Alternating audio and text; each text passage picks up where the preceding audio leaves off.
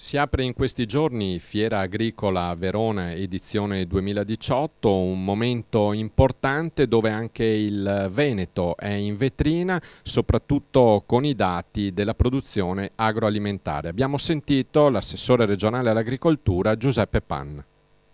Assessore Giuseppe Pan, un momento importante per l'agricoltura veneta, Fiera Agricola Verona, ci sarà la presenza della regione e quindi verranno divulgati i report sullo stato della situazione dell'economia agricola. Sì, dal 31 al 2 di febbraio saremo a Verona a fare il punto a punto della situazione agricola nel Veneto, ma non solo perché è la fiera più importante agricola d'Italia, quindi sicuramente è un punto dove si potranno trovare tutti gli argomenti, le innovazioni, molti dibattiti, conferenze, ma anche un incontro con il mondo agricolo sia nazionale che regionale, appunto visto le sfide future che avremo da fare da qui nei prossimi anni. Mi riferisco in particolare alla nuova PAC, ai bandi del PSR, comunque anche a questi argomenti di investimento tecnici che sono veramente molto importanti. Ci saranno dei punti in cui nello stand della Regione Veneto presenteremo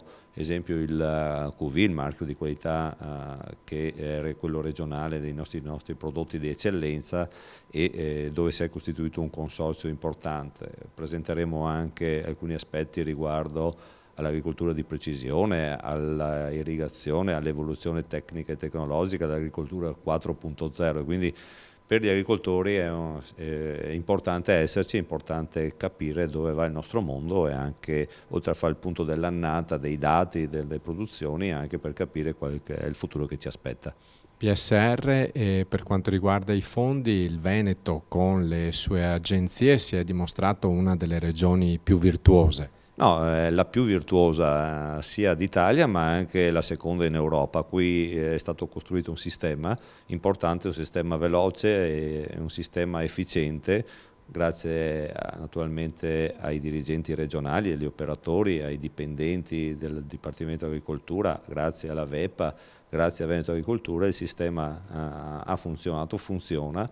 Da una parte dà risposte concrete e veloci nei pagamenti, dall'altra parte sta riversando verso il mondo agricolo tantissimi progetti di innovazione.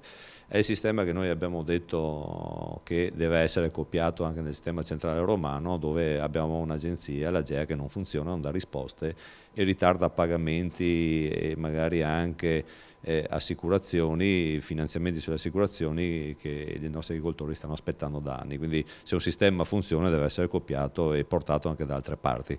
Un bel metodo di fare squadra, quindi. Certo, bisogna fare squadra, sinergia e soprattutto voler risolvere i problemi.